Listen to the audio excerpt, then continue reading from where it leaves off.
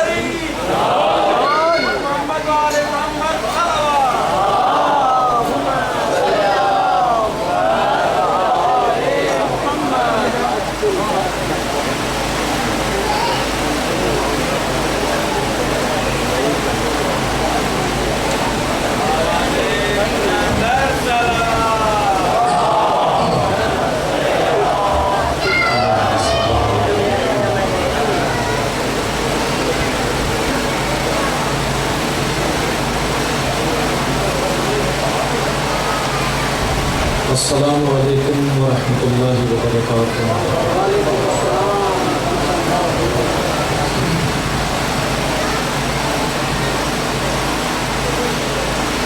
اعوذ باللہ من الشیطان الرجیم، بسم اللہ الرحمن الرحیم۔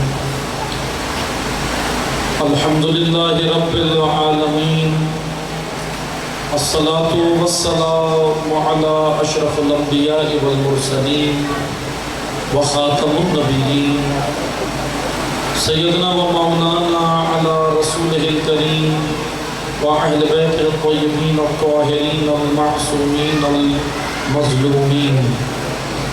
اما بعد، فقال الامام حسین بن علی علیہ السلام انطلقا فلا تسمعا لی واعیا ولا تریا علی سوادا فإنه من سمع وعینتها او رأی سوادانا فلم يحبنا او يغثنا كان حقا على الله عز وجل ان يكبه على من خريه في النار۔ صدق المولانا الحسین علیہ السلام۔ درود پڑھیے محمد و آل محمد۔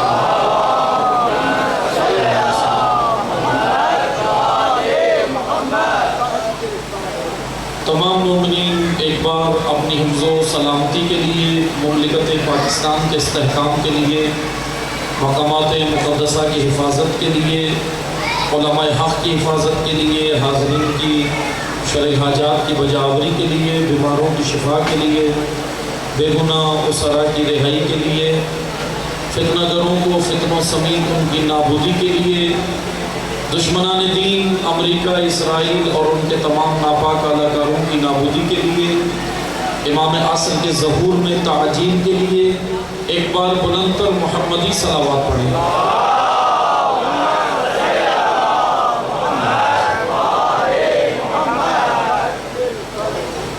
سب سے پہلے اللہ تعالیٰ کا شکر ادا کرتے ہیں کہ خداوند متعال نے ہمیں آپ مومنین کی زیارت کا شرف نصیب فرمایا۔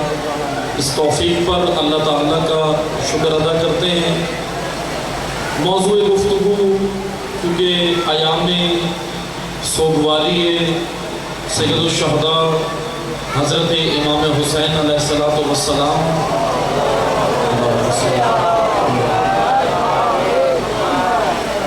اور تمام شہدائے کربلا علیہ السلام کے سوگواری کے ایام ہیں، ان کے غم کے ایام ہیں، عزاداری کے ایام ہیں۔ ان ایام میں اللہ تعالیٰ کی توفیق سے جو موضوع آپ کی خدمت میں عرض کرنا ہے، ایک موضوع جو جاری ہے، ہم نے عشرہ اول میں بھی پڑھا ہے، اسی کا تسلسل، یعنی یہ آج کی مجلس بھی یہ سمجھیں اسی کا ایک تسلسل ہے اور اسی موضوع کو آگے بڑھائیں گے۔ وہ موضوع ہے قیام امام حسین علیہ السلام کے علل و اسباب، کہ وہ اسباب اور وہ وجوہات کہ جو سید الشہداء علیہ السلام نے اپنے قیام فرمایا، مدینہ سے نکلے اور اپنے اس قیام کا مقصد اجاگر کیا۔ امام علیہ السلام نے، آپ تاریخ سے آشنا ہے کہ امام نے مدینہ چھوڑا جب گورنر مدینہ نے بیعت کا مطالبہ کیا۔ امام حسین علیہ السلام نے مدینہ چھوڑا اور مکہ تشریف لے آئے۔ مکہ میں امام 3.5 مہینے کے قریب امام مکہ میں رہے ہیں، اور 8 ذی الحج کو امام حسین علیہ السلام نے مکہ چھوڑ کر اور کوفہ کی جانب رخ کیا۔ لیکن راستے میں جب حضرت مسلم ابن عقیل کی شہادت کی خبر ملی تو امام حسین علیہ السلام نے کوفہ جانے کا ارادہ ترک کر دیا، اور پھر ایک سمت کی جانب سفر شروع کیا۔ اور اس مقام پر جب پہنچے تو جب لوگوں سے پوچھا گیا اس مقام کا نام کیا ہے تو اس مقام کا نام کربلا بتایا گیا۔ حسین ابن علی علیہ السلام جب کربلا پہنچے تو وہاں پر امام نے ایک خطاب کیا ہے، اور اس خطاب میں بیان کیا کہ معاشرے کی حالت کیا ہو گئی ہے، میں یہ قیام کیوں کر رہا ہوں۔ کیونکہ یاد رکھیں، ہمیں قیام کربلا سمجھنے کے لیے سب سے پہلے مزاج حسینیت کو سمجھنا ہوگا۔ سید الشہداء علیہ السلام کے مزاج کو، ان کو سمجھنا ہے، کیونکہ کوئی بھی تحریک اس وقت تک کامیاب نہیں ہو سکتی کہ جب تک اس تحریک کے مقاصد رہبر تحریک کے مزاج سے ہم آہنگ نہ ہو۔ رہبر تحریک، جس نے اس تحریک کا آغاز کیا ہے، جس نے اس تحریک کو لیڈ کیا ہے، جس نے اس تحریک کو چلانا ہے، اس کے مزاج کے ساتھ ہم آہنگ تحریک کے مقاصد ہوتے ہیں تو تحریک کامیاب ہوتی ہیں۔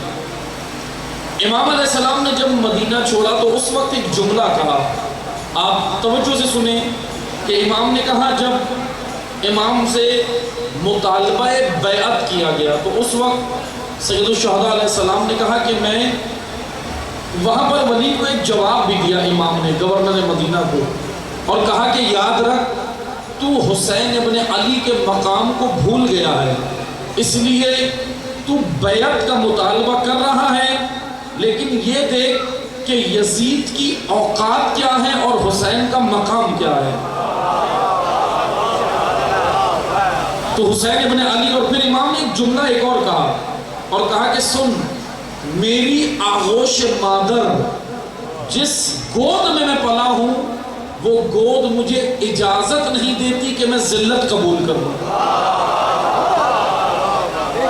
وہ گود مجھے اجازت نہیں دیتی۔ میں فاطمہ الزہرا کی گود میں پلا ہوں، میں بنت رسول کی گود میں پلا ہوں، اور اس گود سے اور اس گھرانے سے عزت کا درس ملتا ہے، ذلت کوسوں دور نظر آتی ہے۔ اور پھر امام نے کہا بھی، ادعی ابن ادعی، ایک جگہ پر امام نے یہ خطاب کیا کہ ادعی ابن ادعی، یہ کربلا میں یہ خطاب کیا عمر سعد کے لشکر کو کہا۔ عمر سعد بھی موجود تھا اور اس کا لشکر بھی۔ امام نے کہا کہ سنو، ادعی ابن ادعی قد رکض بین اثنتین، کہ اس نابکار نے اور اس نابکار کے بیٹے نے مجھے لا کر اس دوراہے پہ کھڑا کیا ہے۔ نابکار امام نے کس کو کہا ہے؟ عبید اللہ ابن زیاد، گورنر کوفہ، کوفہ کا گورنر، اس کو امیر شام نے بنایا تھا۔ امیر شام نے اس کے والد کو بنایا تھا، اس کو یزید نے کوفہ کا گورنر بنایا، اور عبید اللہ ابن زیاد کے باپ کو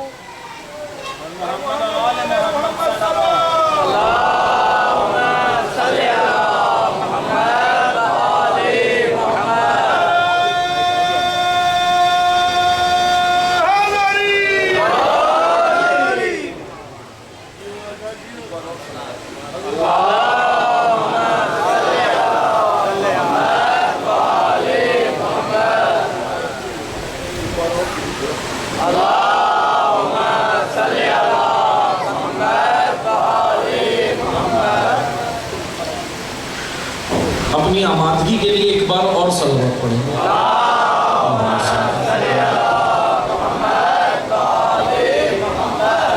عبید اللہ ابن زیاد کو یزید نے کوفہ کا گورنر بنایا تھا، کیونکہ کوفہ والوں کے مزاج کو عبید اللہ ابن زیاد بہتر جانتا تھا، ان کے مزاج کو کہ کس طرح کوفہ کو کنٹرول کرنا ہے۔ کیونکہ اگر ہم کربلا کے اس وقت تاریخ کا مطالعہ کریں تو کربلا جب برپا ہو رہی تھی، یہ قیام جب امام نے شروع کیا تھا تو تمام علاقوں میں خاموشی تھی۔ بصرہ خاموش تھا، یمن خاموش تھا، مکہ خاموش تھا، مدینہ خاموش تھا، صرف کوفہ کے اندر ایک شورش اور بغاوت برپا ہوئی، اور انہوں نے پھر امام حسین علیہ السلام کو خطوط لکھے، 12,000 خط کوفہ سے امام حسین کو آئے۔ امام نے وہاں پر کوفہ کے حالات کیونکہ کنٹرول میں نہیں تھے، اس لیے یزید نے عبید اللہ ابن زیاد کو بھیجا تھا تاکہ وہ وہاں پہ یہ حالات کنٹرول کرے۔ آپ توجہ کریں، یہاں پر میں ایک چیز اور عرض کرتا چلوں، مقام اہل بیت، کیونکہ یہ حالیہ ایک لہر چل رہی ہے کہ اہل بیت کے مقابل دیگر کو لانا، یہ چل رہا ہے نا حالیہ ایک سلسلہ۔ یاد رکھیں، بعد رسول اہل بیت سے افضل ہم کسی کو نہیں بنا سکتے۔ کیوں؟ کیونکہ بعد رسول اللہ نے جو مقام اہل بیت کو دیا ہے وہ اللہ نے دیا ہے، بندوں نے نہیں دیا۔ بندوں نے نہیں دیا، میں نے اور آپ نے نہیں دیا، میں نے اور آپ نے تو نہیں دیا اہل بیت کو یہ مقام۔ لیکن ایک یہ ابھی ایک فضا بنی ہوئی ہے، اب اس میں ہمیں توجہ کرنی چاہیے۔ البتہ جو فرقہ واریت کی فضا بنائی جا رہی ہے وہ بھی صحیح نہیں ہے، فرقہ واریت بالکل نہیں ہونی چاہیے۔ فرقہ واریت دراصل کسی کے بھی حق میں بہتر نہیں ہوتی، نہ شیعہ کے حق میں بہتر ہے، نہ سنی کے حق میں بہتر ہے، اور نہ ملکی مفاد میں بہتر ہے، نہ ملک کے حق میں بہتر ہے۔ اس لیے تمام اکابرین اور تمام عوام، چاہے وہ شیعہ اکابرین ہو، سنی اکابرین ہو، شیعہ عوام ہو یا اہل سنت کے عوام ہو، سب کو سمجھنا چاہیے، کیونکہ ایک اچھی فضا پاکستان میں پہلے تھی، ابھی وہ کچھ تکفیری سوچ پاکستان کے اندر پھیلائی گئی جس کی وجہ سے یہ ہوا ہے باقاعدہ ایک کام۔ ایک اچھی فضا یہ تھی کہ مجالس کا اہتمام اور مجالس کے اندر شیعہ سنی مل کر آتے بھی تھے اور مجالس برپا بھی کرتے تھے۔ یہ بزرگان بیٹھے یہ جانتے ہیں، یہ ماحول رہا ہے، کچھ عرصہ پہلے بھی رہا، لیکن ابھی ایک فضا بنائی گئی ہے جو تکفیری سوچ پاکستان میں عام کی جا رہی ہے، یعنی ناسبیت۔ ناسبی اس کو کہتے ہیں جو اہل بیت کے فضائل کو گھٹاتا ہے اور اہل بیت کا دشمن ہے، یعنی ان کے فضائل کا انکار کرتا ہے، اس کو ناسبی کہتے ہیں۔ ناسبی اور غالی یہ دونوں خطرناک ہیں۔ ناسبی وہ ہے جو اہل بیت سے دشمنی رکھے، ان کے مقام کو گھٹانے کی کوشش کرے، دشمنی رکھے، وہ ناسبی ہے، اور جو اہل بیت کو رب بنائے وہ غالی ہے۔ یہ دونوں حق میں نہیں ہیں، دونوں بہتر نہیں ہیں، کیونکہ اللہ کے رسول نے کہا تھا میرے اہل بیت وہ نقطہ اعتدال ہیں، جو ان سے آگے نکل گیا وہ بھی ہلاک ہوا، جس نے چھوڑ دیا وہ بھی ہلاک ہوگا۔ اس لیے اہل بیت سے نہ آگے جانا ہے نہ پیچھے رہنا ہے، ان کے پیروی کرنی ہے، ان کے پیچھے چلنا ہے۔ بس آپ توجہ کریں، اہل بیت کی فضیلت میں آپ کو بتاتا ہوں، ایک چھوٹا سا فارمولا۔ ابھی ہے نا بعض کہ اہل بیت کے مقابل دشمنان اہل بیت کو قبول کرانے کی کوشش کر رہے ہیں کہ دشمنان اہل بیت کو کسی طرح قبول کرایا جائے۔ یہ آپ توہین کر رہے ہیں، توہین ہے، یہ اہل بیت کی بھی توہین ہے اور صحابہ کرام کی بھی توہین ہے، کہ اگر دشمنان اہل بیت کو اس زمرے میں ڈالا گیا تو یاد رکھو یہ توہین قرآن بھی ہے، یہ توہین رسول اللہ بھی ہے، اور یہ توہین خدا بھی ہے۔ تو دشمنان اہل بیت کیوں؟ کیونکہ اس لیے کہ اللہ کے رسول نے کہا تھا فاطمہ تو بضعۃ منی، فاطمہ میرے جگر کا ٹکڑا ہے، اور جس سے فاطمہ راضی ہو اس سے میں راضی ہوں، اور جس سے میں راضی اس سے اللہ راضی ہے، اور جس سے فاطمہ ناراحت، جس سے فاطمہ ناراض، اس سے اللہ بھی راضی نہیں ہو سکتا۔ یہ معیار اللہ کے رسول نے دیا ہے، میں نے اور آپ نے تو نہیں دیا۔ یہ اہل سنت اور اہل تشیع دونوں کی کتب میں فضائل اہل بیت پر یہ احادیث موجود ہیں۔ بس عزیزان من توجہ کریں، میں فضائل اہل بیت کا ایک نقطہ عرض کر کے واپس اپنے موضوع پر آتا ہوں، کیونکہ ضروری ہے تاکہ یہ جو فضا بن رہی ہے پتہ چلے۔ یاد رکھیں اہل بیت کی فضیلت اگر سیکھنی ہے، یا اہل بیت، تو اگر میں یہ ان لوگوں کے لیے کہہ رہا ہوں جو گمراہ کرنے کے لیے جن کو کوششیں کی جا رہی ہیں، یعنی صحابہ سمجھنے کے لیے بھی آپ کو صحابیت کا معیار معلوم ہونا چاہیے کہ صحابی کہتے کس کو ہیں اور صحابی کا معیار کیا ہے۔ یہ دین نے رکھا ہے، اسلام نے رکھا ہے۔ آپ توجہ کریں، اگر اہل بیت کی فضیلت کا اندازہ لگانا ہے، اہل بیت کا اگر سمجھنا ہے کہ ان کا مقام کیا ہے، تو آئیں آ کر خلیفہ دوم سے پوچھیں۔ جب خلیفہ دوم کے بیٹے نے آ کر، جناب حضرت عمر کے بیٹے نے آ کر کیا کہا تھا کہ بابا حسن نے مجھے منبر سے اتار دیا اور کہا کہ تم غلام ہو اور ہم سردار ہیں، تو جب آ کر شکایت کی تو وہاں پر عبداللہ ابن عمر نے جب اپنے والد محترم سے شکایت کی تو ان کے والد ناراض نہیں ہوئے، کہا کہ بیٹا جاؤ جا کر لکھوا لو، ہماری قبر کے لیے اہل بیت کی غلامی کی سند ہی کافی ہے۔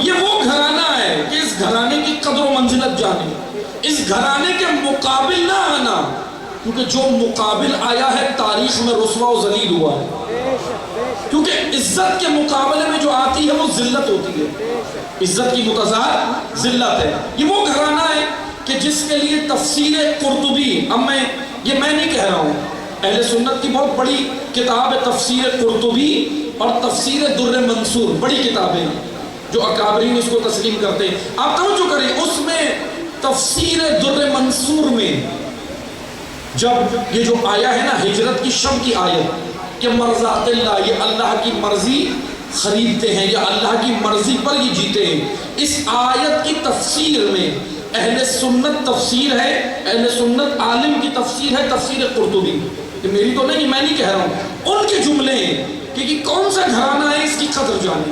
انہوں نے کہا کہ جب یہ آیت نازل ہوئی تو اللہ تعالیٰ نے، خدا نے، اب یہ ان کے جملے بہرحال توجہ سے سنیں، انہوں نے کہا کہ تفسیر قرطبی، صاحب تفسیر قرطبی اور صاحب تفسیر در منصور، دونوں نے یہ لکھا اپنی تفاسیر کے اندر کہ جب یہ آیہ نازل ہوئی، مرضات اللہ کی آیت، شب ہجرت یہ آیہ آئی، جب علی بستر رسول پر سوئے، اس وقت جب یہ آیت آئی تو جانتے ہو اللہ نے کیا کہا؟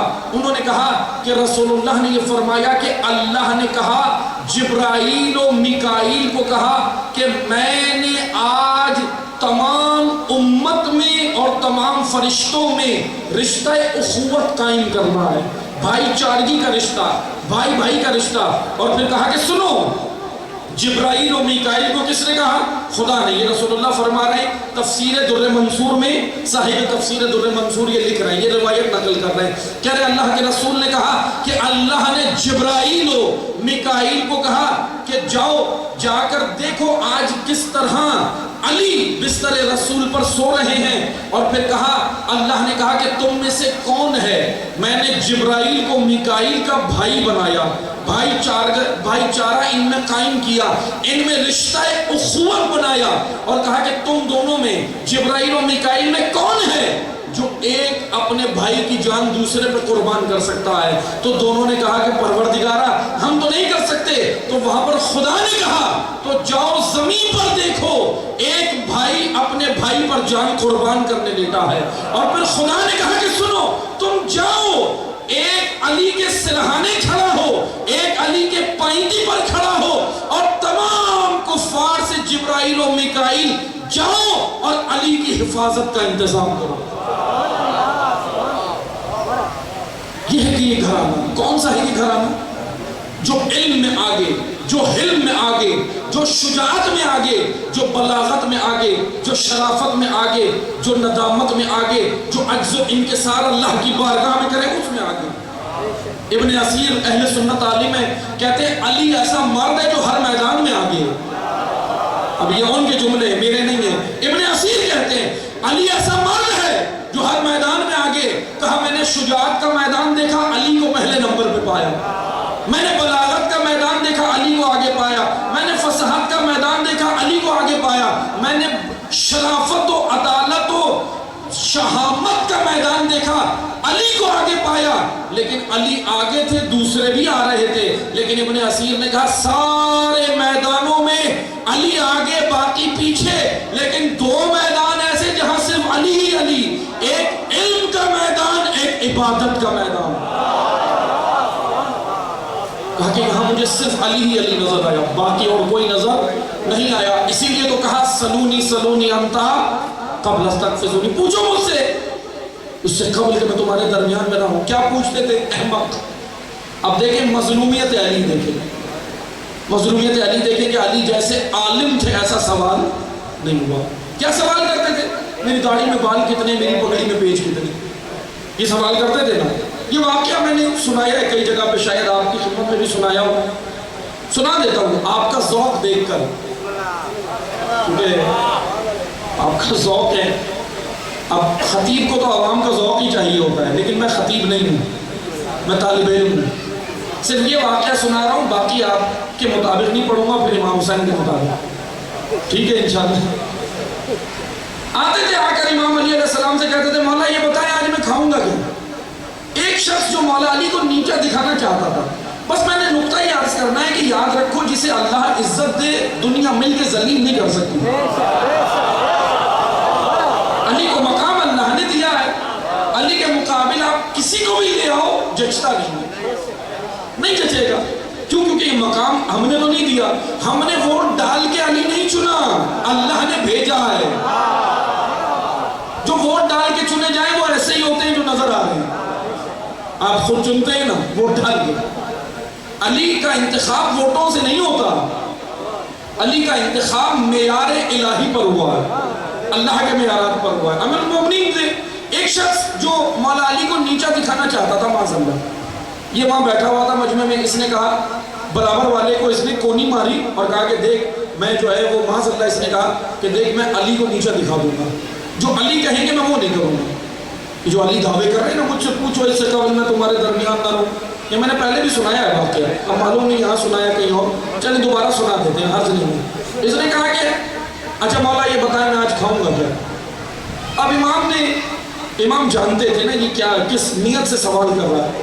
مولا علی نے کہا کہ آج تو دودھ چاول کھائے گا۔ دودھ چاول وہ مثلا ہم جس کو اردو میں کھیر کہتے ہیں، آپ تو سندھی میں دودھ کو کھیر کہتے ہیں نا، لیکن اردو میں میٹھی سویٹ ڈش بنتی ہے دودھ چاول مکس کر کے، وہ کھیر کہلاتی ہے، آپ نہیں معلوم کیا کہتے ہیں۔ بہرحال وہ اس نے اسی طرح کا امام نے کہا کہ دودھ چاول ہوں گے اس طرح، آج تم آج یہ کھاؤ گے آپ۔ بہرحال اس کو خود اپنی عزت کا خیال نہیں تھا، خود خیال نہیں تھا، خاموش ہو جاتا اس بات پر۔ برابر والے کو دوبارہ کونی ماری، کہنے لگا آج دودھ چاول نہیں کھاؤں گا۔ اس نے کہا کہ آج نہیں کھاؤں گا۔ بہرحال نشست ختم ہو گئی، اپنے گھر گیا، گھر جا کے اپنی بیوی کو کہا، اپنی زوجہ کو کہا کہ کھانا لے آؤ۔ اس نے کھانا لا کے رکھا، سامنے دیکھا کیا ہے، کہا دودھ چاول۔ گھر میں اس کے دودھ چاول پکے تھے۔ اس نے بولا کہ دودھ چاول آج مجھے نہیں کھانے، تو اس نے بولا گھر میں تو یہی بنا ہے۔ اس نے بولا کہ نہ مجھے آج یہ نہیں کھانا، کیونکہ سوچ رہا تھا اگر کھا لیے تو کل علی کو کیا جواب دوں گا، مولا علی جب پوچھیں گے۔ اس نے کہا نا مجھے دودھ چاول نہیں کھانے۔ بہرحال اس کی زوجہ نے کہا یہی بنا ہے۔ اس نے زوجہ سے کہا کہ جاؤ کچھ محلے میں معلوم کرو، میں تو یہ نہیں کھاؤں گا۔ بہرحال وہ اس کی زوجہ محلے میں گئی، واپس آئی، کہا کہ کیا ہوا، کچھ لائی نہیں؟ کہا کہ آج پورے محلے میں دودھ چاول پکا، آج ہر گھر میں دودھ چاول بنے۔ بہرحال یہ پریشان ہو گیا، کہنے لگا کیا کروں، بھوک بھی لگ رہی ہے، کھانا بھی کھانا ہے۔ اب اس نے کیا کیا، یہ باہر نکلا، کوفہ کا رہنے والا ہی تھا، کوفہ سے باہر نکلا، جیسے یہ آپ دیکھتے نا ہائی وے، مین شاہراہ جہاں سے ایک شہر دوسرے شہر سے جڑتا ہے، اس شاہراہ کو ہائی وے کہتے ہیں۔ یہ ایسے ہی کوفہ کے باہر ایک شاہراہ تھی، ہائی وے تھی اس وقت کی، وہاں جا کے بیٹھ گیا، اور کیونکہ وہاں سے کاروانے تجارت بھی گزرتے تھے، سارے کاروان۔ اس نے کہا کہ یہاں سے کوئی نہ کوئی گزرے گا، چلو میں ان سے کچھ لے کے کھا لوں گا کاروان پر۔ ایک کاروان آ گیا، اس نے روکا، وہ رک گئے، بولا کہ کیا بات ہے؟ کہنے لگا کہ مجھے کچھ بھوک لگی ہے، اگر آپ کے پاس کچھ کھانے کو۔ انہوں نے بولا ہاں کھانا تو بچا ہوا ہے۔ اس کاروان کے سالار نے خدام کو بولا، خادم کو بولا جاؤ اس کو وہ برتنوں میں کھانا پڑا ہوا ہے ظرف میں، اس کو دے دو، وہ کھانا بچا ہوا ہے۔ وہ جب کھانا لایا تو اس نے کہا کہ کیا آج کیا بنا تھا کاروان میں؟ کہا آج ہمارے کاروان میں دودھ چاول پکے۔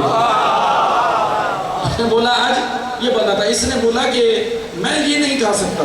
کاروان کے سالار نے بولا کہ سن، ہمارے یہاں رواج ہے جو ایک بار پوچھ لے ہم کھلا کے چھوڑ دیں، ہم اس کو کھلا کے چھوڑ دیں، ہم جانے نہیں دیں گے۔ بہرحال اس کو کھلایا، زبردستی کھلایا، مار مار کے کھلایا، نہیں کھا رہا تھا لیکن مار مار کے کھلایا کیونکہ رواج تھا ان کا۔ اب یہ آ گیا واپس، اگلے دن جب نشست میں آ کر بیٹھا تو چھپ رہا تھا، پیچھے لوگوں کے پیچھے چھپ رہا تھا۔ امام نے دیکھ لیا، امام نے کہا کہ فلاں نام لیا، اٹھایا اس کو، فلاں شخص کو کہا کہ یہ بتاؤ کہ کل کیا کھایا؟ وہی مشورے میں اس نے بولا کہ نہیں کچھ نہیں کھایا۔ یہ جو ہے وہاں شرمانے لگا، کہنے لگا کہ نہیں مولا کچھ نہیں کھایا۔ امام نے بولا کہ سچ بتا کیا کھایا؟ اس نے کہا کہ نہیں کچھ نہیں کھایا۔ امام نے بولا کہ بتا دودھ چاول بھی کھائے اور مال بھی کھائی ہے، اور اگر علی کی سنتا تو صرف دودھ چاول کھاتا، مار نہیں کھاتا، لیکن امام کی نہیں مانی۔ یہی ہوتا ہے، جب نہیں مانو گے، اطاعت نہیں کرو گے تو اسی طرح بھگتنا پڑتا ہے۔ عزیزان محترم، اس گھرانے کے مقابل جو بھی آیا ذلیل و رسوا ہوا۔ اسی لیے امام حسین نے کیا کہا، آپ سنیں، امام حسین کی زبان سے سنیں نا۔ امام نے کہا ادعی ابن ادعی، یہ نابکار اور اس نابکار کے بیٹے نے مجھے لا کر اس دوراہے پہ کھڑا کر دیا۔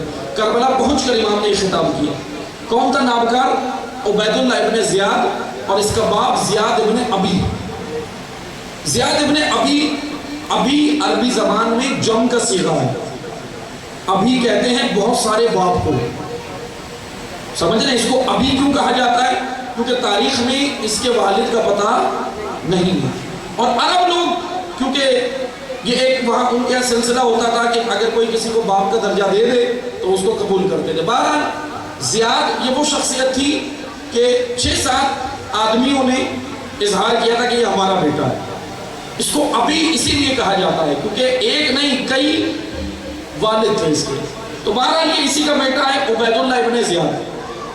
امام علیہ السلام نے اپنے خطبے میں یہ کہا ادعی ابن ادعی قد رکز بین اثنتین بین السلۃ والذلہ، کہ انہوں نے لا کر مجھے دوراہے میں کھڑا کیا ہے۔ ایک سلت کا راستہ ہے، ایک ذلت کا راستہ ہے۔ سلت کہتے ہیں لٹکتی تلواروں کا راستہ، سلت کہتے ہیں بھوک کا راستہ، سلت کہتے ہیں افلاس کا راستہ، سلت کہتے ہیں مشکل کا راستہ، اور دوسرا ہے ذلت کا راستہ۔ سلت کہتے ہیں شہادت کا راستہ، مرنے کا راستہ، عزت کے ساتھ مرنے کا راستہ، لیکن ذلت کہتے ہیں ذلت کے ساتھ جینے کا راستہ۔ امام حسین نے انکار کر دیا، کہا کہ میں کیا کروں گا، بین السلۃ والذلہ وہیہات من الذلہ، میں ذلت قبول نہیں کر سکتا، ہرگز نہیں کر سکتا۔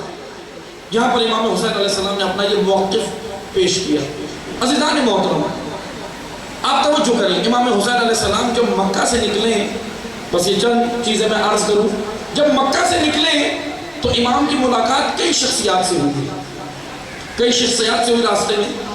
عبید اللہ ابن مطیع ادوی، عبید اللہ ابن حر جوفی، اور پھر کئی شخصیات سے ہوئی۔ ان میں سے ایک شخصیت ہے عمرو بن قیس، جس کا یہ میں نے ابھی کلام یہ امام حسین کا جو اس سے بات چیت ہوئی میں نے یہ وہ پڑھا ہے۔ عمرو بن قیس یہ وہ شخصیت ہے جس کی ملاقات راستے میں امام حسین سے ہوئی ہے۔ امام نے اس کو آنے کی دعوت دی کہ میں یہ کام کرنے جا رہا ہوں، میرا مقصد یہ ہے۔ اب اس نے بہانے شروع کیے، یہ کہنے لگا کہ مولا ابھی ذرا گھر میں مسائل ہیں، ابھی یہ ہے، ابھی وہ ہے۔ بہرحال جیسے بہانے کرتے ہیں ہم لوگ، جب دین کی کوئی بات آئے، دینی کوئی پروگرام ہو، کچھ ہم جیسے بہانے کرتے ہیں، اس نے سب وہی بہانے کیے، سیم وہی کیے، تاریخ میں موجود ہے۔ امام حسین علیہ السلام نے اس کو کہا کہ سن، اگر تم ہماری دعوت پر لبیک نہیں کہہ سکتے تو اتنی دور چلا جا کہ تیرے کانوں میں میری آواز نہ آئے، حلمن کی آواز نہ آئے۔ کیونکہ جانتے ہو امام حسین علیہ السلام نے کیا کہا؟ امام نے کہا کہ سن، جو حسین ابن علی کی آواز پر لبیک نہ کہے پھر کیا ہوگا؟ اللہ اس قوم کو فرام المرا سے بدتر کر دے گا۔ فرام عربی زبان میں کہتے ہیں عورت کے استعمال شدہ اس کپڑے کو جو وہ استعمال کرتی ہے، کپڑا خون کے لیے استعمال کر کے پھینک دیتی ہے، اس کو عربی زبان میں کہتے ہیں فرعون۔ توجہ کریے، امام کیا کہہ رہے ہیں؟ جو قومیں ذلت کی راہوں پہ چلنا شروع کر دی وہ عورت کے استعمال شدہ کپڑے سے بھی بدتر ہو جاتی ہے۔ سید الشہداء علیہ السلام کے جملے، فراق المرا، تم نے اگر ساتھ نہ دیا، نہ اٹھے۔ کربلا ہمیں سمجھنی ہے، کربلا ہم نے سنی بہت ہے، لیکن کبھی کربلا امام حسین سے سنی؟ امام کیا کہہ رہے ہیں؟ میں کیوں جا رہا ہوں، کیا کرنے جا رہا ہوں؟ جیسے میں نے ابھی ایک پچھلی مجلس میں بھی بیان کیا، ہمارے ذہن میں یہ امام حسین نے ایک فہرست بنائی تھی پوری، فلاں کا نام لکھا، فلاں کا نام لکھا مدینہ سے نکلتے ہوئے، حالانکہ مستند روایات میں یہ نہیں ہے، فہرست امام نے تیار نہیں کی، بلکہ سب کو دعوت دی، بنو ہاشم کو بھی دعوت دی، سب کو مدینہ میں بھی دعوت دی، مکہ میں 4 مہینے بیٹھ کر وہاں بھی سب کو دعوت دی، یمن والوں کو بھی دعوت دی، بصرہ والوں کو بھی دعوت دی، مدائن والوں کو بھی دعوت دی، مدینہ والوں کو بھی دعوت دی، مکہ میں رہنے والے تمام لوگوں کو دعوت دی۔ امام ایسا نہیں کہ امام نے کوفہ کو بھی دعوت دی، جب کوفہ والوں کے خطوط آئے اس کے جواب میں امام نے سب کو دعوت دی۔ ایسا نہیں کہ امام نے ایک مخصوص سلسلہ رکھ دیا کہ بس یہ لوگ آئے، یہ نظریہ بنو امیہ نے پھیلایا تھا۔ اب تاریخ ہے، میں ایک موضوع انشاءاللہ ابھی پڑھوں گا، وہ آپ نیٹ پر موجود ہوگا، دیکھ سکتے ہیں، ابھی پڑھا نہیں گے انشاءاللہ، اگر اللہ نے توفیق دی تو اس کو پڑھیں گے تاریخ سے، اور اس موضوع کا نام ہے بنو امیہ کے جرائم۔ تاریخ میں بنو امیہ کے جرائم کس طرح انہوں نے جرم کیا۔ سب سے بڑا جرم بنو امیہ کا یہی تھا کہ انہوں نے اسلام کی آستین اور پوستین الٹ کے رکھ دی۔ آج بنو امیہ کو صحابیت کے زمرے میں مت لاؤ، کیوں؟ صحابہ کو بھی آپ ایسے لوگوں میں، صحابہ کی بھی توہین ہے، یہ صحابہ کی توہین ہے کہ بنو امیہ کو صحابیت کے زمرے میں لانا، صحابہ کی توہین ہے خود۔ آپ دیکھیں مکالمے تاریخ میں موجود ہے کہ خود ان بنو امیہ نے صحابی رسول کے ساتھ کیا کیا کیا ہے۔ انہی بنو امیہ نے صحابی رسول حضرت ابو ذر کے ساتھ کیا کیا، حضرت سلمان کے ساتھ کیا کیا، بلال حبشی کے ساتھ کیا کیا۔ کیا یہ تاریخ میں نہیں ہے درج؟ دیکھیں، اور سب سے بڑا جرم ان کا یہی تھا کہ انہوں نے سب سے بڑا جرم کیا کیا کہ اسلام کا چہرہ ہی مس کر دیا۔ بنو امیہ شام کے اندر، میں تھوڑا سا واقعات پڑھ دیتا ہوں تاریخ تاکہ ان کا کھل جائے سلسلہ۔ امیہ ہاشم کے بھتیجے ہیں، ہاشم، بنو ہاشم کو جانتے ہیں نا؟ بنو ہاشم کا سب نے سنا ہے نام؟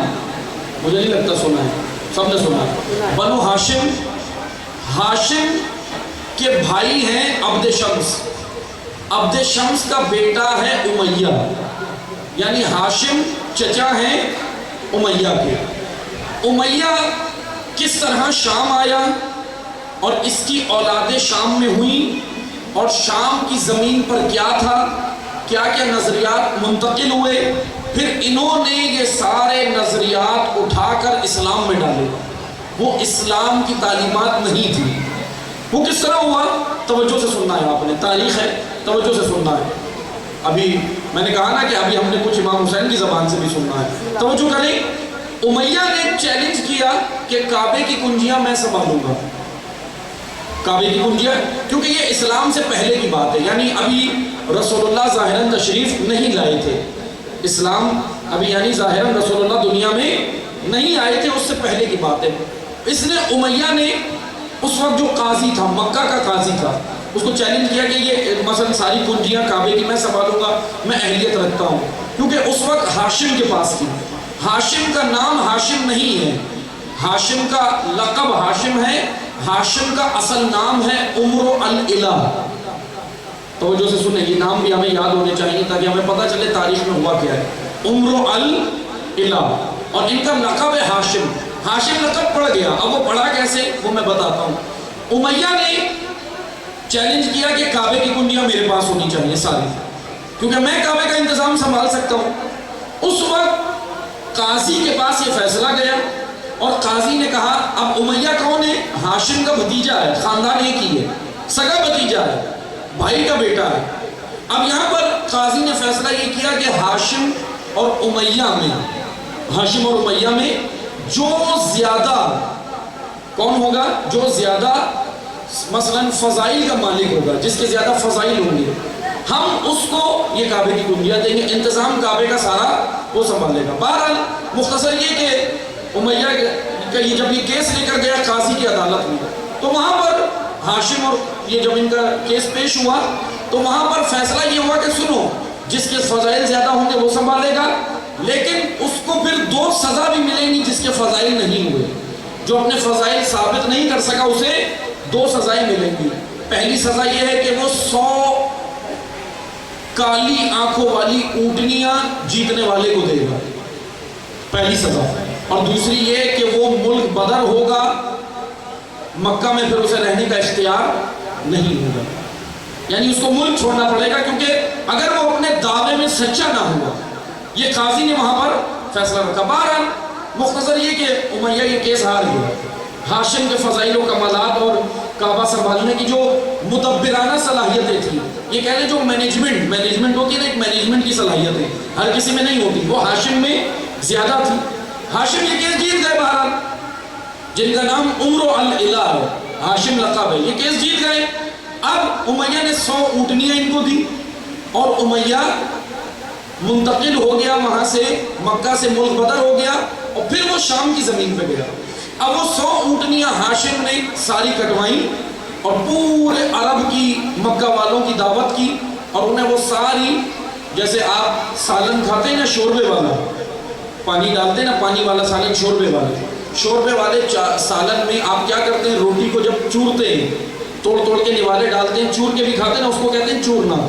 شوربے والے سالن میں روٹی جو آپ چور کے ڈالتے ہیں، اس چورنے کو عربی زبان میں کہتے ہیں حشم۔ وہ کھانا جو چرا ہوا ہو، جس کی چوری بنائی گئی ہو، جس کو کسی گیلی چیز میں، پانی میں یا شوربے والے سالن میں اس کھانے کو گیلا کیا گیا ہو، اس کو عربی زبان میں کہتے ہیں حشم، اور اس کھانا کھلانے والے کو کہتے ہیں ہاشم۔ ان کا یہ لقب ہاشم ایسے پڑا تھا۔ نام عمر الالہ ہے کیونکہ انہوں نے وہ 100 کی 100 اونٹنیاں اس وقت کے حساب سے جو بھی سالن بنا، جو بھی چورنے والا سلسلہ تھا، اب روٹی تھی یا کیا چیز تھی، انہوں نے اس کو اس طرح پورے عرب میں دعوت کی اور انہیں کھلائے، تو ان کا یہ لقب ہاشم پڑ گیا۔ حشم وہ کھانا ہے، حشم وہ کھانا، چرا ہوا کھانا، اور ہاشم وہ جس نے کھلایا، لوگوں کو کھلایا۔ بہرحال امیہ منتقل ہو گیا شام کے اندر عیسائیت پہلے سے موجود تھی، رسول اللہ کے آنے سے پہلے عیسائیت کے نظریات تھے، لیکن وہ عیسائیت نہیں جو حضرت عیسیٰ لے کر آئے تھے، وہ عیسائیت جس کے اندر معاذ اللہ عیسیٰ کو اللہ کا بیٹا کہا جاتا تھا، شرک کہا جاتا تھا، شرک پڑھا جاتا تھا، وہاں پہ باقاعدہ یہ عیسائیت موجود تھی۔ اب امیہ نے وہاں سے نظریات لینا شروع کیے۔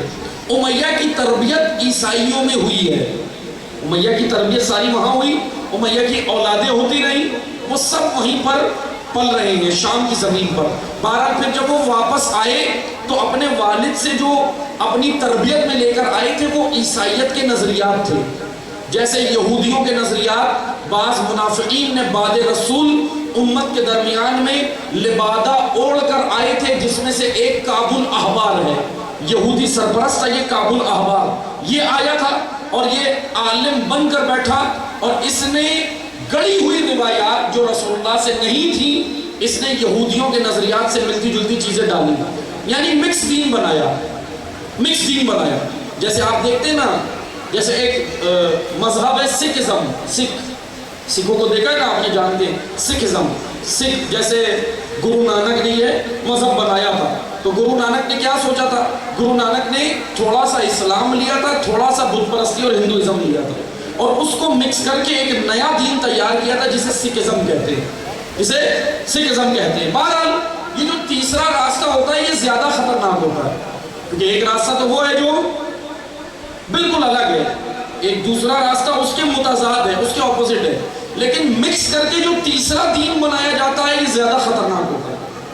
اب آپ توجہ کریں، بالکل اسی طرح عیسائیت کے نظریات بنو امیہ میں داخل ہوتے رہے، اور یاد رکھیں گے تو تاریخ کہہ رہی ہے، صاحب انصاب الاشراف ملا احمد بلازری اپنی کتاب میں لکھتے ہیں انصاب الاشراف میں کہ امیر شام کی حکومت میں ایک مشیر تھا جس کا نام تھا یوحنا دمشقی، عیسائی تھا، مسلمان حاکم کی حکومت کا مشیر عیسائی تھا، عیسائیت کے نظریات اس طرح ڈلتے رہے، اور پھر یہ یوحنا دمشقی یزید کی حکومت میں بھی مشیر رہا ہے، کئی عرصے تک رہا ہے۔ عزیزان محترم، یہ اب میں مختصر سارا آگے بہت لمبی داستان ہے کہ پھر کس طرح بنو امیہ کے نظریات اسلام میں آئے، 90 سال حکومت کی، اسلام کا چہرہ بدل دیا، رسول اللہ کے دین کو فراموش کر دیا، اور رسول اللہ کے دین کے بجائے ایک نیا دین یا نیا کہنے کا ایک من گھڑت اور خیالی دین پیش کیا، اور بنو امیہ رکے نہیں، کربلا کے بارے میں بھی جعلی روایات ڈالی، کربلا کے بارے میں بھی ڈالی، اور ایک نظریہ جو بنو امیہ نے ڈالا کربلا کا وہ یہ تھا کہ یزید کا کوئی قصور نہیں ہے، یزید نے حسین کو قتل کیا یہ بھی اللہ کی طرف سے تھا، عمر ساتھ لشکر لے کر آیا یہ بھی اللہ کی طرف سے تھا، حسین نے قتل ہونا تھا یہ بھی اللہ کی طرف سے تھا، آل رسول اسیر ہو کے کوفہ و بازار جانا تھا یہ بھی اللہ کی طرف سے تھا۔ یہ بنو امیہ کا نظریہ تھا جو اسلام میں ڈالا گیا، جو کربلا کے واقعات میں ڈالا گیا۔ بہرحال اب آگے اور داستان ہے، لیکن میں کسی اور موقع پر انشاءاللہ وہ پڑھوں گا کہ پھر 700 ہجری میں آ کر کیا ہوا، 700 ہجری میں کس طرح بنو امیہ کو صحابیت کا درجہ دینے والے افراد آنے لگے، اور کس طرح پھر انہوں نے ایسی روایات بنو امیہ کے بارے میں گھڑنا شروع کی۔ 700 ہجری تک نہیں ہوا، اس کے بعد ہوا، اس کے بعد یہ صحابہ کی توہین ہے، ایسے افراد کو صحابہ میں شامل کرنا جو صحابہ کے معیار کے نہیں ہیں، صحابی رسول کی یہ توہین ہو رہی ہے۔ آپ توجہ کریں عزیزان محترم، دشمنان دین کو آپ کس طرح اس زمرے میں ڈال سکتے ہیں؟ میں اور آپ نہیں ڈال سکتے، اللہ کے رسول نے بتایا ہے کہ صحابی کسے کہتے ہیں، وہ معیار خود اللہ کے رسول نے بتایا ہے، معیار میرا اور آپ کا تو نہیں ہے بنایا ہوا۔ بس آپ توجہ کریں، یہی وہ اسلام تھا جو بنو امیہ نے پھیلایا، اور پھر اس کے بعد کربلا تک آ گئے، اور کربلا کے بارے میں من گھڑت روایات۔ یہ تو سید الساجدین کا قیام تھا کہ امام نے علمی جد و جہد کر کے، چوتھے امام کی علمی جد و جہد سے کربلا قائم رہی، کربلا کا حقیقی چہرہ لوگوں پر آیا ہو۔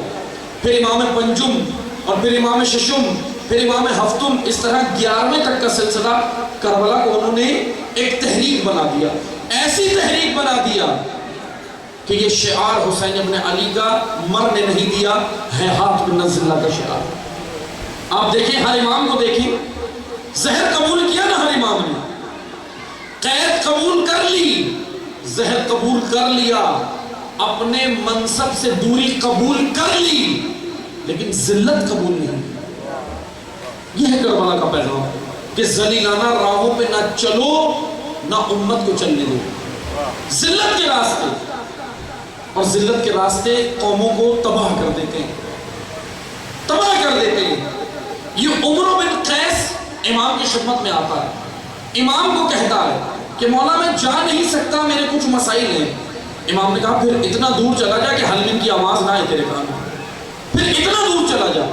لیکن پھر اس نے ایک شرط رکھی، کہنے لگا کہ مولا ٹھیک ہے میں آتا ہوں آپ کے ساتھ، لیکن میری ایک شرط ہے، وہ شرط یہ ہے کہ میں حالات دیکھوں گا، اگر کربلا یا جہاں بھی آپ جا رہے ہیں، اس نے کربلا کا نام نہیں لیا، اس نے کہا جہاں بھی آپ جا رہے ہیں میں آپ کے ساتھ چل رہا ہوں، لیکن حالات دیکھوں گا، حالات اگر آپ کے حق میں ہوئے تو ساتھ رہوں گا، ورنہ پھر میں بیعت توڑ دوں گا، آپ کو پھر اپنی بیعت اٹھانی ہوگی۔ امام حسین علیہ السلام بھی بڑے اعلیٰ ظرف ہیں، امام نے کہا کہ ٹھیک ہے کسی شرط پہ آ جا، شامل کر لیا، آ گیا، ساتھ رہا، سفر میں ساتھ رہا، کربلا آ گیا، عاشور کے روز سب دیکھا اس نے، پانی بند ہوتے ہوئے بھی دیکھا، حضرت علی اکبر کی شہادت بھی دیکھی، حضرت علی اصغر کا گلا چھلتے ہوئے بھی دیکھا، حضرت قاسم کی بھی شہادت دیکھی، عباس دلاور کی بھی شہادت دیکھی، سب دیکھا۔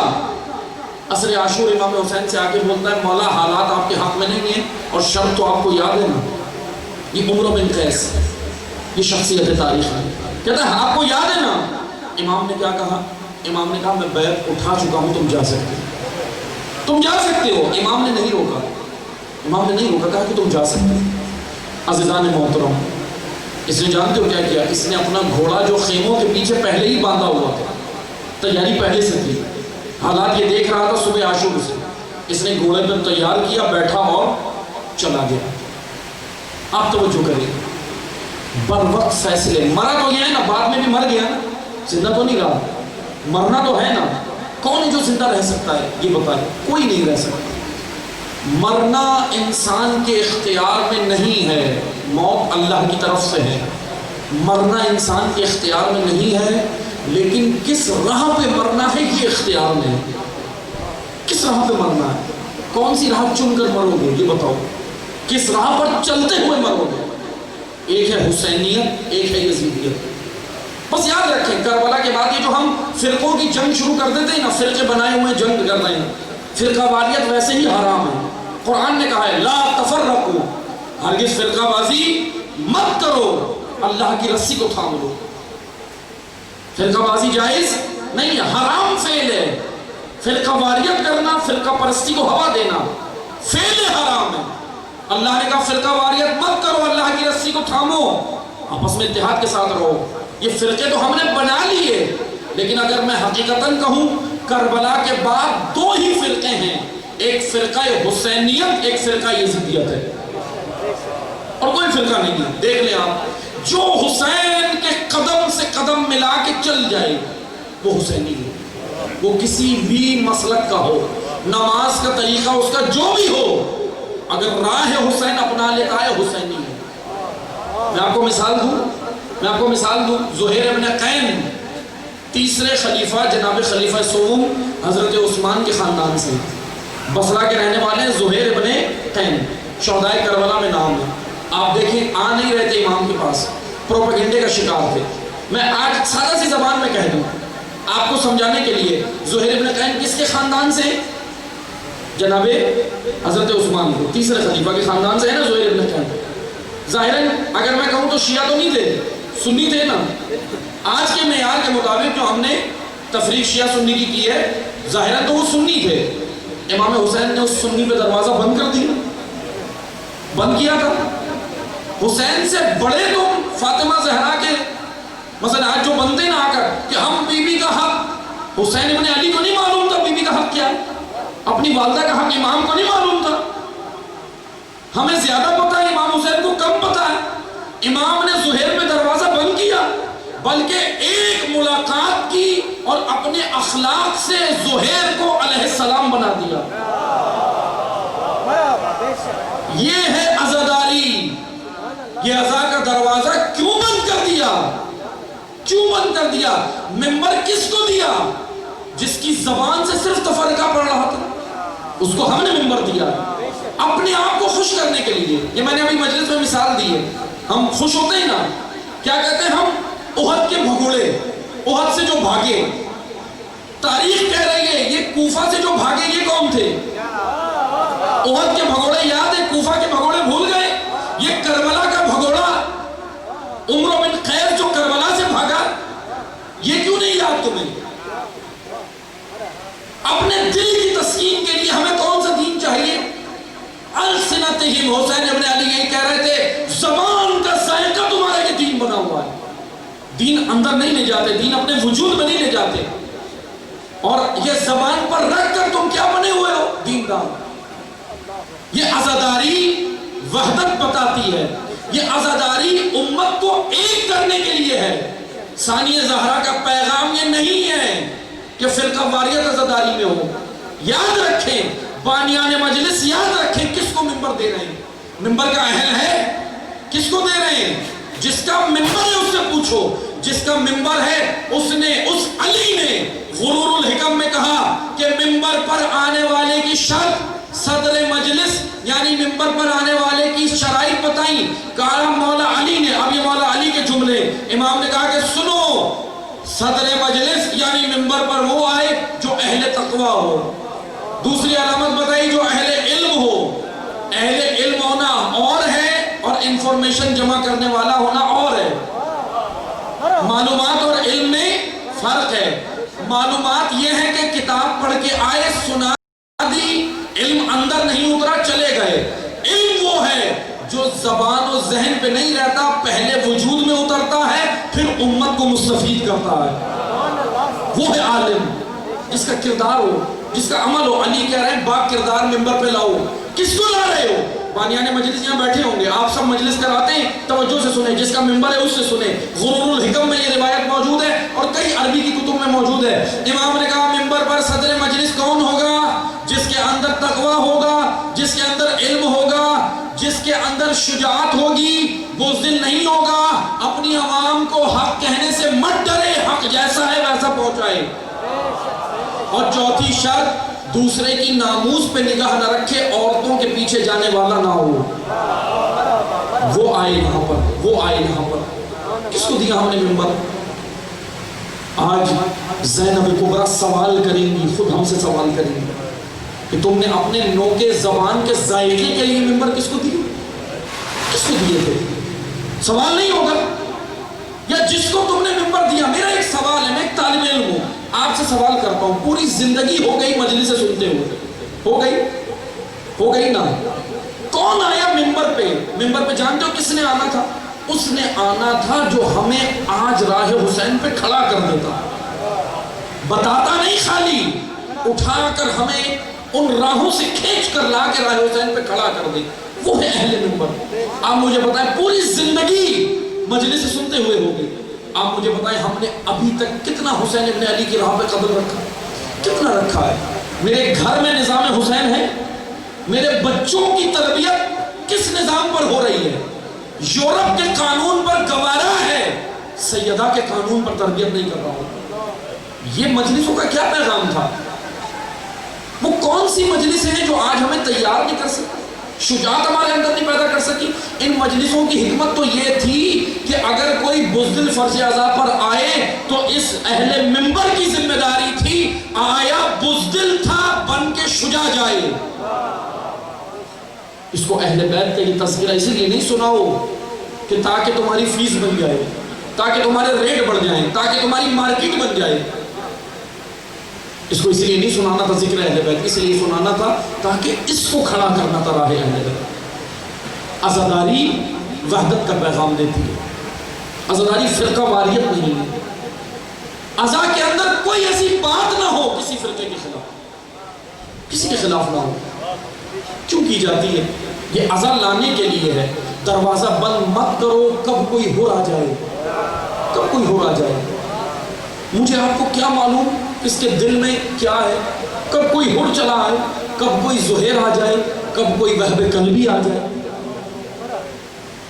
ایسے افراد منبر پر آئیں جن کی زبان میں اتنی چاشنی ہو جو محب کو شیعہ بنا دے، جو غیر محب کو محب، محب کو شیعہ کا سفر طے کرا دے۔ عاشورہ اسی کو کہتے ہیں۔ میں نے یہ بیان کیا ہے ابھی کراچی میں ایک جگہ، میں دوبارہ پڑھ دیتا ہوں۔ عاشورہ کیا تھا؟ عاشورہ برسی ہے، جیسے ہم اپنے مرحومین کی برسی منا لیتے ہیں نا۔ عاشورہ شیعہ کو منانا نہیں تھا۔ اب خالی یہ جملہ کٹ کر کے نہیں چلانا ہے کلپ میں، ہوتے ہیں نا بعض، آگے بھی سننا ہے۔ عاشورہ شیعہ نے منانا نہیں تھا، شیعہ نے عاشورہ برپا کرنا ہے، برپا کرنا ہے، برپا۔ منانا اور ہوتا ہے، برپا کرنا اور ہوتا ہے۔ میں آپ کو مثال دیتا ہوں۔ عاشورہ آپ نے، شیعہ نے، جس کو اہل بیت کی طرف سے ذمہ داریاں دی گئی، شیعہ نے عاشورہ منا کے کیا کمال کر دیا؟ منایا تو ہندو نے بھی عاشورہ منایا نا، عقیدت میں ایک ہندو بھی عاشورہ منا رہا ہے، عقیدت میں ایک عیسائی بھی حسین ابن علی کا روز منا رہا ہے، عقیدت میں تمام مسلمانوں کے فرقے مناتے ہیں اپنے اپنے طریقے سے، ان کی عقیدت ہے اپنے اعتبار سے۔ لیکن شیعہ نے بھی منایا، یہ جسر نہیں ہے لفظ، شیعہ نے منایا کیوں؟ جانتے ہیں شیعہ کی ذمہ داری کیا تھی؟ جیسے ابھی کوئی مثلا ہندو شاعر اگر کوئی شاعری کر دے، مثلا ہمارے یہاں کلچر ہے نا، کوئی ہندو شاعر شاعری کر دے، ہم کتنا خوش ہوتے ہیں۔ کوئی پنڈت، ہندو پنڈت کوئی اگر لکھ دے امام حسین کی شان میں، تو ہم اس کو اتنا سر پر اٹھاتے ہیں، کہتے ہیں کہ اب ہمارے عالم بھی اس سے بدتر ہیں، معاذ اللہ کرتے نہیں، ہمارے یہاں ہے نا رواج ہے۔ آپ مجھے بتائیں، میرا سوال ہے اس پنڈت سے، میرا سوال ہے اس ہندو شاعر سے، میرا سوال ہے اس عیسائی شاعر سے کہ یہ بتا، جب تو اتنی محبت حسین سے کرتا ہے تو حسین کے رب کو کیوں نہیں مانتا؟ کرتا ہے نا، اتنی عقیدت میں لکھ رہا ہے شاعری، وہ عیسائی جو حسین سے محبت رکھتا ہے، یہ بتا حسین کے نظریے میں، حسین کے عقیدے میں عیسیٰ نبی کے بیٹے ہیں یا پھر اللہ وحدہ لا شریک ہے؟ اگر عیسیٰ نبی کے بیٹے ہیں حسین کے نظریے میں تو پھر تیری شاعری درست، لیکن اگر نہیں ہے، حسین وحدہ لا شریک کا بندہ ہے، تو پھر آپ حسین کا عقیدہ قبول کر۔ صرف شاعری کر کے عقیدت میں ہم سمجھتے ہیں کہ اس نے سارا کام کر دیا، نہ، وہ اپنے طور پہ کر رہا ہے، اس کی اپنی عقیدت ہے، لیکن توجہ کریں، ہندو نے عاشورہ منایا، عیسائی نے عاشورہ منایا، تمام مسلمانوں کے فرقوں نے عاشورہ منایا، انہوں نے منایا، سمجھ آتا ہے، قبول ہے۔ شیعہ نے منانا نہیں تھا، برپا کرنا تھا۔ کیسے برپا کرنا تھا؟ ایسے برپا کرنا تھا عاشورہ، ہر سال عاشورہ ایسے برپا ہو کہ جیسا میں پچھلے سال تھا اب ویسا نہیں ہوں، بلکہ میں اگر چھوٹی سی مثال دوں، میں اسفل سافلین میں تھا، عاشورہ نے مجھے اٹھایا، عملی میدان میں لایا، اسفل سافلین سے نکال کر اعلیٰ علیین کے سفر کو عاشورہ کہتے ہیں۔ اعلیٰ سفر، برتر ہونا، اپ گریڈ ہونا، بڑھنا۔ مومن کا دونوں دن یکساں نہیں ہوتے، مومن اپ گریڈ ہوتا ہے، بڑھتا ہے۔ شیعہ وہ ہوتا ہے، شیعہ نے عاشورہ منانا تھا، منایا کیسے جاتا ہے؟ برپا کرنا تھا، برپا کیسے کیا جاتا ہے؟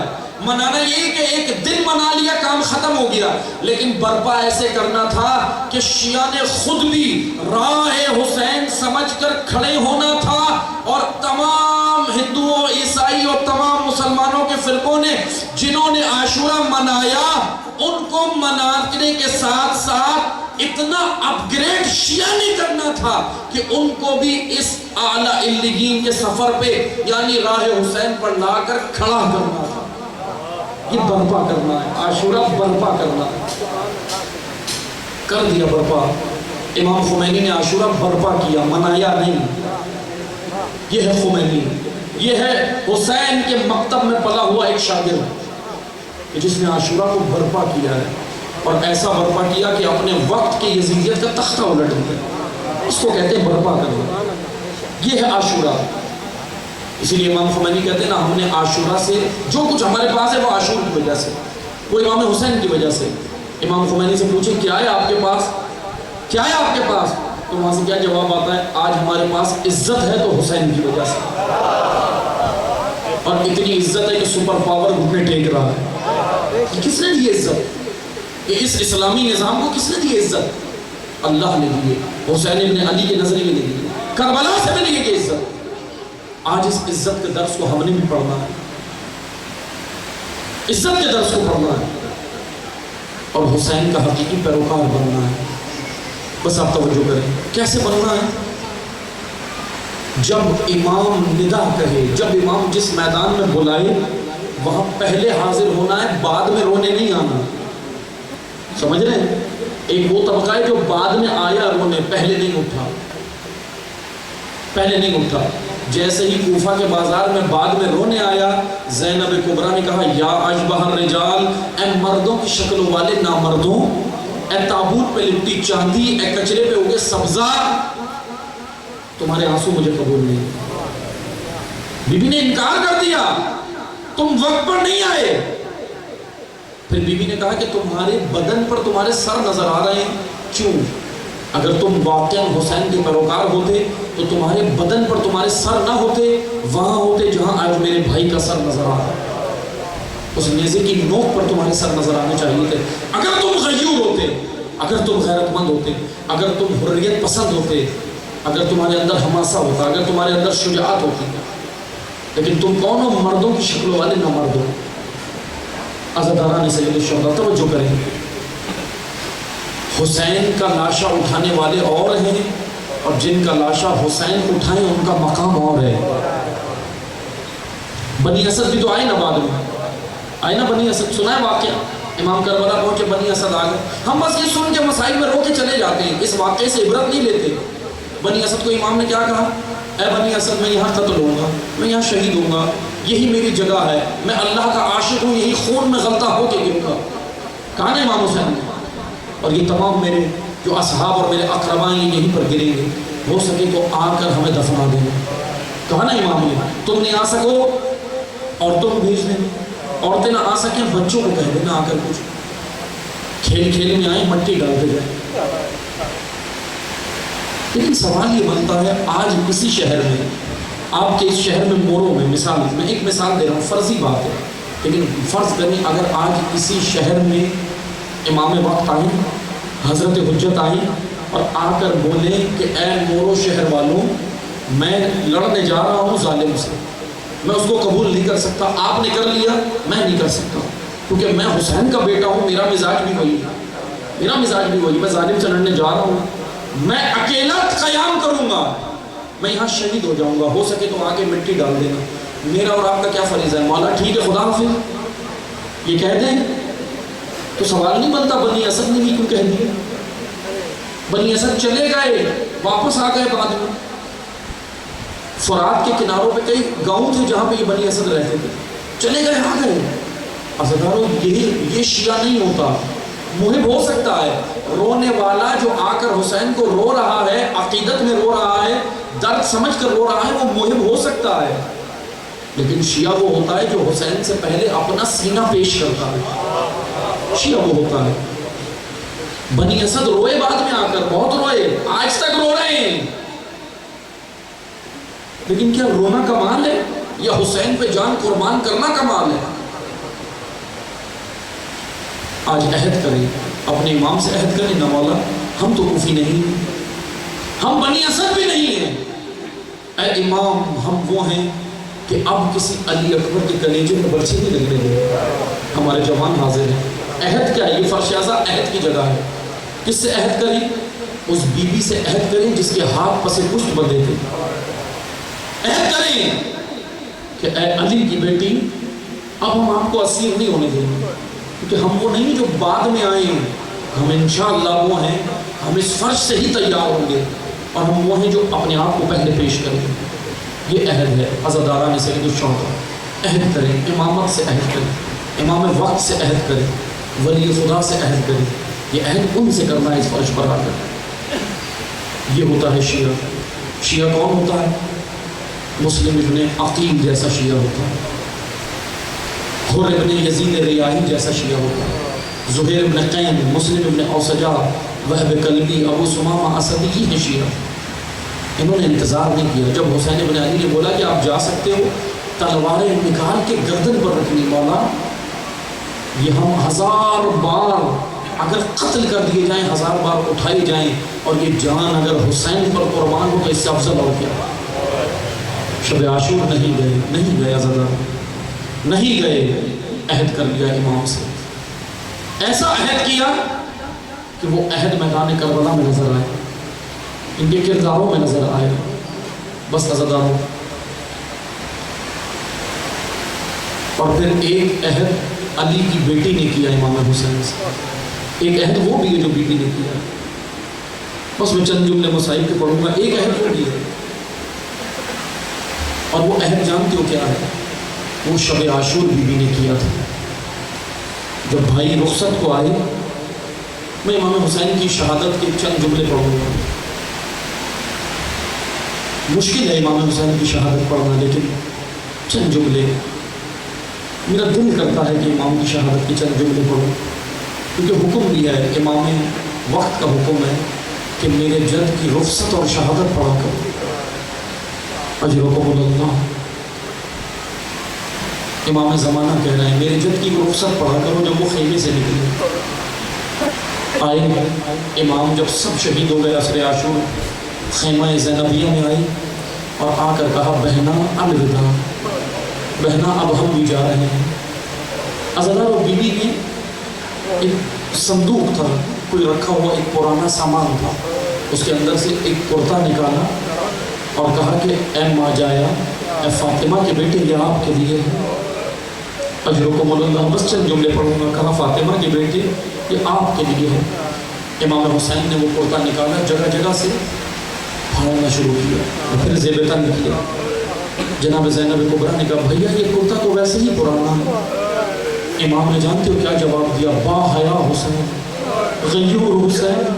اتنا با حیا امام, پیروکار کو بھی ایسے ہی باحیا ہونا چاہیے، شیعہ کو بھی ایسے ہی باحیا ہونا چاہیے۔ جس کا غم منا رہے ہو وہ بہت باحیا امام ہے۔ جانتے اس نے کیا کہا کہ بہنا ہمارا پالا بڑے لعین دشمن سے پڑا ہے، میں نہیں چاہتا میری شہادت کے بعد میرے بدن کو اڑیاں کرے، میں نہیں چاہتا۔ اللہ اکبر اللہ اکبر۔ بس عزادارو امام نے وہ کرتا زیب تن کیا، اب چلنے لگے۔ جیسے ہی 2 قدم آگے بڑھائے بہن نے پیچھے سے آواز دی، محلن محلا، اے فاطمہ کے بیٹے آہستہ آہستہ چلو، اتنی جلدی کیا ہے، ذرا جی بھر کے دیکھنے تو دو۔ محلن محلا کہتی جاتی تھی، بھیا رک گئے، امام رک گئے۔ اب یہاں پر بی بی نے جانتے ہو کیا کیا، آگے بڑھی، علی کی بیٹی آگے آئی، آ کر جانتے ہو کیا کیا، آ کر امام حسین کے ماتھے پہ بوسہ دیا اور کہا غریب زہرا، یہ بوسہ رسول اللہ کی طرف سے، اجرکم اللہ۔ ایک بوسہ دائیں رخسار پر دیا، کہا فاطمہ کے بیٹے یہ بوسہ فاطمہ کی طرف سے۔ ایک بوسہ بائیں رخسار پر دیا، کہا علی کے بیٹے یہ بوسہ علی کی طرف سے۔ عزادارو سن سکو کہ قیامت کا منظر تھا، جب گلے پہ بوسہ دیا حسین رونے لگے، کہا بہنا یہ بوسہ کس کی طرف سے، کہا ماں جایا یہ غریب بہن کی طرف سے۔ اجرکم اللہ اجرکم اللہ۔ بس عزادارو اب وہ وقت آیا، شہادت حسین کا وقت ہے، بس 2 جملے سننا، بڑا قیامت کا منظر ہے۔ زیارت ناہیہ میں وقت کا امام روتا ہے، کبھی زہرا کی پسلیوں پہ روتا ہے امام، اور کبھی اس منظر پہ روتا ہے۔ سن سکو گے یہ منظر؟ کلیجہ تھام کے سننا، کلیجہ تھام کے سننا، یہ منظر سننا۔ عصر کا وقت آ گیا، حسین میدان میں تکبیروں کی صدائی دے رہے ہیں، اللہ اکبر۔ آؤ حسین کی جنگ دیکھو، آؤ علی کے بیٹے کی جنگ دیکھو، آؤ بھوکے پیاسے کی جنگ دیکھو، آؤ غریب الوطن کی جنگ دیکھو، آؤ آ کر دیکھو۔ حسین نے کئی لعینوں کو فنار کیا۔ بس عزادارو اجرکم اللہ 2 جملے سننا، کئی لعینوں کو فنار کیا۔ زینب مطمئن ہے بھیا کی آواز آ رہی ہے، ابھی خیمے سے نہیں نکلی بہن، زینب خیمے میں ہے، بھیا کی آواز آ رہی ہے، لیکن تھوڑی ہی دیر میں پریشان ہو گئی، بھائی کی آواز بند ہوئی، بہن کبھی خیمے میں جاتی ہے، کبھی تلہ زینبی پہ جاتی ہے، 7 چکر لگانے لگی، 7 چکر لگائی ہے بی بی نے، کبھی خیمے آتی تھی، کبھی تلہ زینبی پہ جاتی تھی۔ کیوں کیا ہوا؟ فاطمہ کا بیٹا لعینوں کے جھرمٹ میں گر گیا۔ اجرکم اللہ۔ بس 2 جملے سننا، فاطمہ کا بیٹا علی کا لال لعینوں کے جھرمٹ میں گر گیا، ذوالجناح سے زمین پہ آ گیا۔ آنے کے بعد حسین جانتے ہو کیا ہوا؟ راوی کہتا ہے کہ حسین سجدے کی حالت میں چلے گئے، سجدے کی حالت میں چلے گئے۔ اب زینب پریشان ہے، بھیا نظر نہیں آتا، بھیا جھرمٹ میں گھرا ہوا ہے، کبھی خیمے جاتی ہے، کبھی ٹہلتی، کبھی دوڑ کر تلہ زینبی پہ آتی ہے، اور کبھی فرات نگاہ کرتی ہے، شاید عباس یاد آ رہا ہے۔ اجرکم اللہ۔ پھر فرات نگاہ کرتی ہے، کبھی حسرت سے فرات دیکھتی ہے، کبھی حسرت سے نجف دیکھتی ہے، شاید 21 رمضان یاد آ گئی، شاید وہ شب یاد آ گئی۔ بس عزادارو خدا کسی غریب، خدا کسی بہن کو یہ منظر نہ دکھائے جو علی کی بیٹی نے دیکھا۔ جانتے ہو کیا منظر تھا؟ لعین شمر خنجر کو کند کرتا ہوا آیا، اللہ اکبر، خنجر کو کند کرتا ہوا آیا، آ کر جانتے ہو کیا کیا؟ اپنا نجس گھٹنا حسین کی پشت پر رکھ دیا۔ جیسے ہی پشت پر رکھا، علی کی بیٹی چیخ کر کہتی ہے، اے عمر سعد، شمر نے اللہ کے عرش پر پاؤں رکھ دیا، عرش خدا پہ پاؤں رکھ دیا۔ بس عزادارو 2 جملے سننا، لعین نے جب خنجر چلایا، علی کی بیٹی نے کہا واہ حسین، واہ غربتا، سرزمین کربلا میں لرزہ آیا، خنجر رک رک کر چلا۔ زیارت ناہیہ میں امام زمانہ کہتے ہیں، میرا سلام اس پر جس پر 13 ضربیں لگائی گئی، جس پر خنجر رک رک کر چلا۔ امام رضا کہتے ہیں، اے پسر شبیب، میرے جد کو گوسفند کی طرح ذبح۔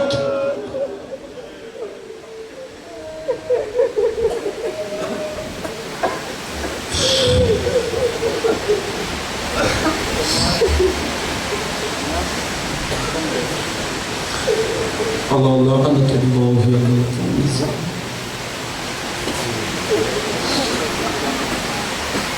وسيعلم الذين ظلموا أي منقلب ينقلبون